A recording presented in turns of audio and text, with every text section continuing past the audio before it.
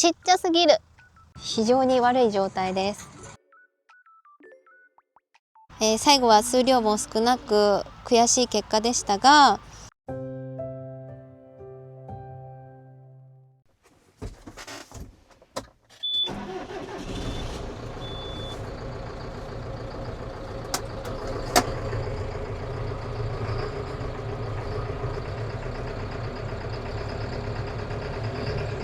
はい、今畑に着きました。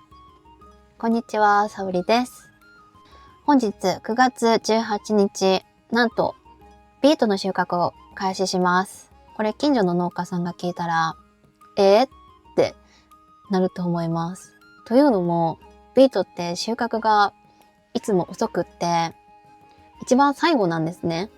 なのでだいたい10月の中旬から下旬頃に行っているので、今年は予定よりも1ヶ月くらい早い掘り取りとなりました。とりあえず今のビートどんな感じなのかをお見せしようと思います。ということで今年のビートがこちら。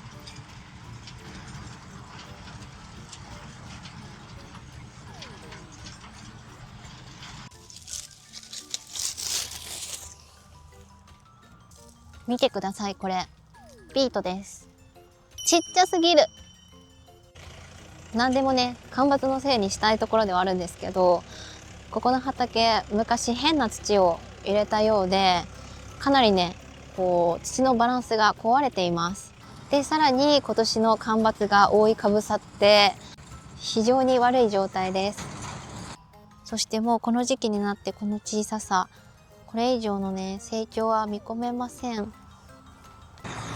今回割と早い段階でもうまともなものが取れないと判断できたので、農薬とかお金をかける前にもうねさっさと掘ってしまおうと思います。しかも最近は新しい害虫が出てきて、このビートの葉っぱをね結構食い荒らしているそうです。なんか蝶々の幼虫なんですかね。今までなかった虫が出てきているみたいです。なので対応できる薬も限られていて、結構ね金額も高いそうですね。過去に投入した土の影響で畑の pH が崩れており、異常に高い数値の場所がありました。7月の段階で収入にはつながらないと見切りをつけたため、それ以上お金をかけても回収できないと判断し、防除も最低限に留めた結果、生育もよくありませんでした。3月、まだ雪が降り積もる北海道。そんな中でもハウスの中では次の季節に向けての準備が始まっていました。ここで育てているのはビートの苗。今年の作付け面積は 1.7 ヘクタール。そのために1冊でおよそ1400粒の種をまけるペーパーポットを使用し、120冊作りました。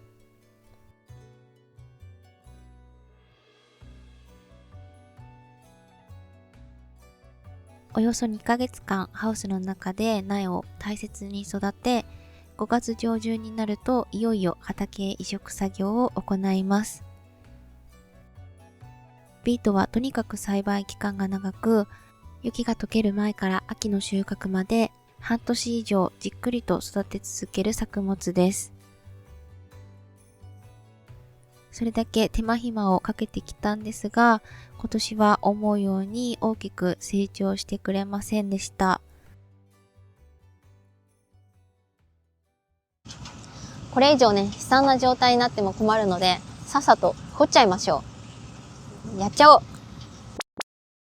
今回はこちらのトラクター、エコトラの EF895 とじゃんビートハーベスターを使用します。名前があったはず。阿久津式510クルピタくん。まずはクリーナーです。この部分でビートの周りにある葉っぱを避けます。ビートは大根のように根の部分が肥大して土の中に埋まっている作物です。収穫機では掘り取り部で土ごと持ち上げて、ベルトコンベヤーに乗せ土を落としながら運びます。その後ベルトコンベヤで一緒に巻き込んだ花田を取り除いて、ビートだけがタンクに入る仕組みになっています。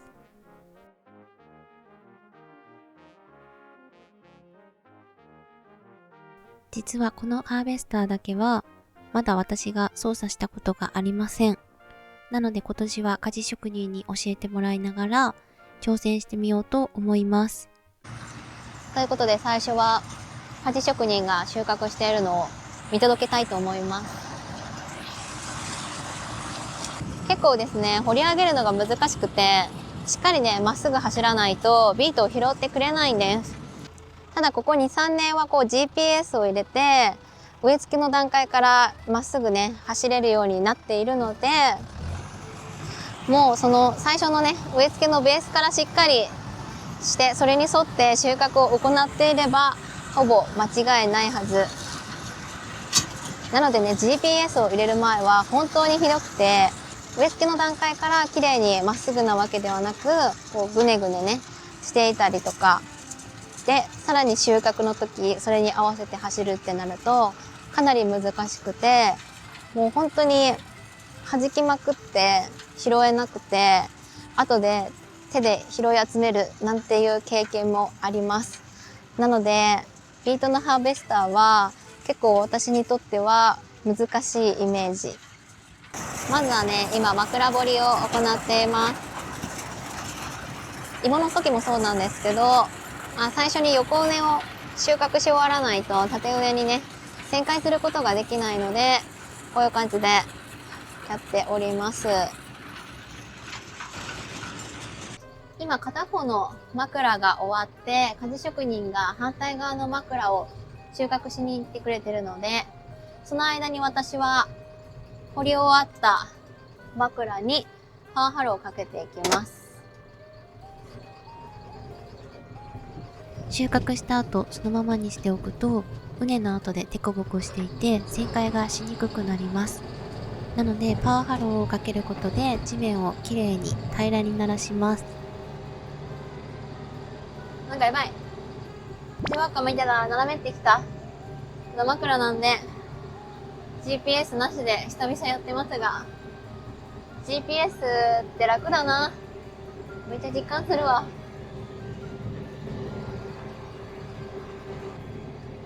いつもパワーハローって6キロとか出してるんですけど、ビートの葉っぱとかね、もう拾いきれない小さいビートとかは突き込んでいきたいので、2キロでゆっくり走っています。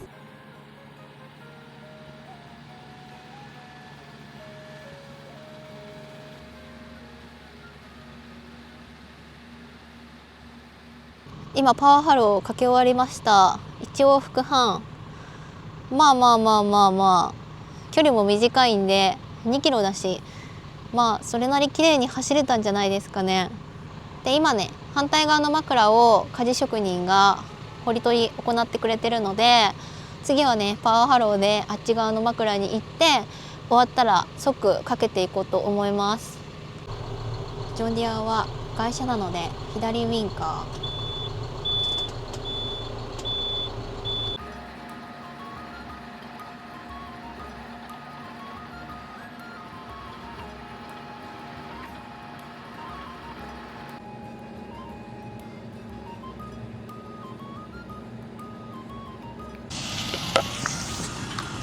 今パワーハローかけ終わりました。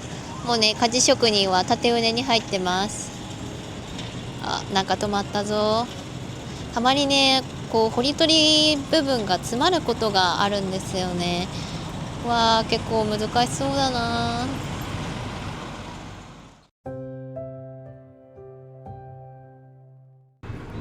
はい、今やっと調整が終わって操作方法を教えてもらったので、その通りにね、やっていこうと思います。で、今回はエコトラの EF895 を使っていくんですけど、この AT2 を使って自動でね、走ってもらいます。そしてトラクターの後ろについているハーベスターは、トラクターから見るとこんな感じです。よいしょ。今機械が上がっている状態なんですけど、こうやってね、機械を下げて収穫を行います。あとは後ろの、掘り取りの部分、コンベヤーの部分は回転するので、このね PTO を入れること、そしてこのクルピタ君というのがこのハーベスター独特の操作する機械というか、そういうものだそうです。いつもはねこれの機械ついていないのでちょっと怖いです。走り出したら掘り取り口に詰まりがないか、常に後ろを確認しながら調整を行います。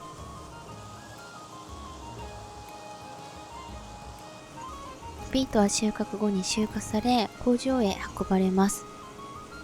工場では砂糖の原料として加工され、上白糖やグラニュー糖などに使われます。そのためビートは糖度がとても重要で、糖度によって買取単価が変わります。高い時には16から 17% ほどになります。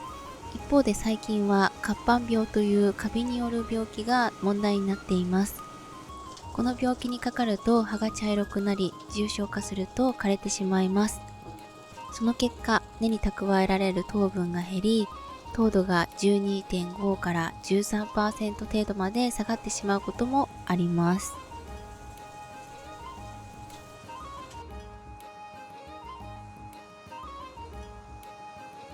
これまでだとこの後ろのタンク本当にあっという間にいっぱいになっていたイメージなんですけど、今年は小さすぎるので、ここの畑のね距離短いのもあるんですけど、何往復かして、1回開けるっていう感じでやってます。ちょっとずつ機械の操作にも慣れてきたので引き続きやっていきます。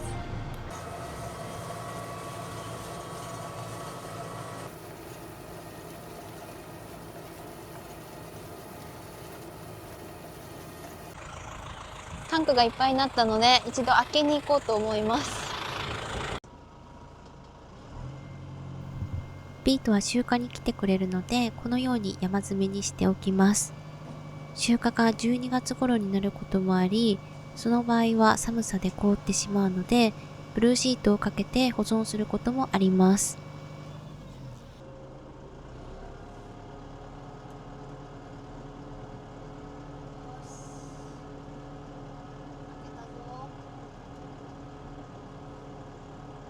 本当は収穫期の前にタッパーという機械で上のね葉っぱを刈らないといけないんですよ。でだいたい上の葉っぱを、刈り取って切り口が500円玉くらいが理想なんですけど、ちょっと最初にタッパーをかけてみたところあまりにも小さすぎて全部ねビートがすっ飛んでいきました。もっとねやっぱり大きくてしっかり土に埋まっている状態であれば上の葉っぱ切っても大丈夫なんだけど、それが厳しそうなので今回はこの収穫機のみで行っています。さすがにこんな小さいのは拾えないですね。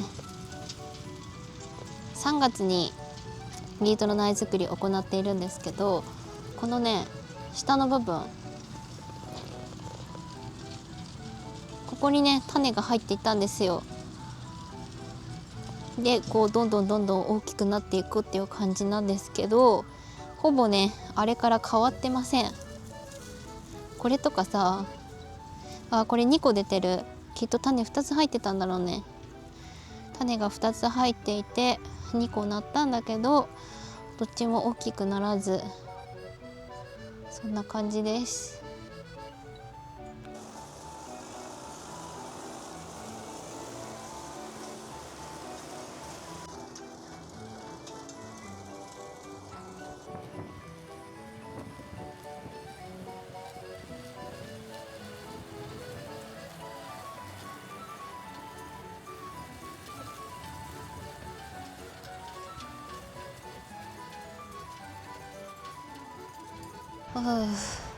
はい、夕方の5時になりました。いや風が寒いです。秋だな。だいたい3分の1くらいかな終わったの。まあでも枕も掘ってるんで半分は行ってないかもしれませんが、明日順調に行けば終わるんじゃないでしょうか。うわ寒いよ。ということで2日目一旦トラクターから降りました。だいぶね昨日で覚えたみたい。今日はね特に苦戦したりとかはなかったです。なんですけどビートは今年でもう終わりにしようと思っています。まあというのもやっぱり経費がねどうしてもかかります。できるだけこう経費かかるのはしょうがないんですけど、できるだけ利益の出るものをちゃんとやっていきたいなって思ってるので、ちょっとまあこれまでねずっと続けてきたビートではあるんですけど、今年で終わりにしようと思っていて、まあ今度はかぼちゃをねその分増やしていけたらなと思っています。ビートの直販も検討しましたが、今年で作付けを終了する決断をしました。移植栽培では寒い時期にハウスで苗を育てる期間があり、植え付け後も管理作業や盆除の頻度が多く、コストも手間もかかります。加えて近年の高温の影響で収量が安定せず、新しい害虫の発生も重なりました。だからこそこれからはかぼちゃに力を入れていきます。収穫機や選果機も導入して、ビートをやめた分の畑をかぼちゃに回し、自分たちが育てやすく、しっかり結果を出せる作物を作っていく予定です。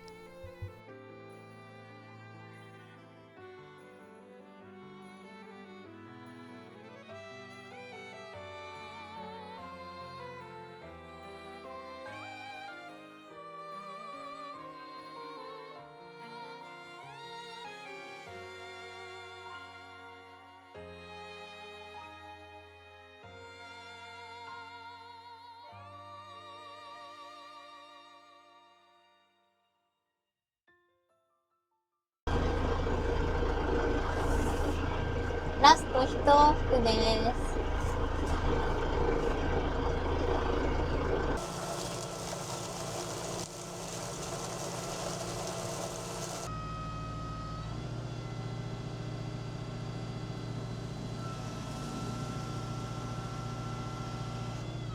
ということでビートの収穫が終わりました。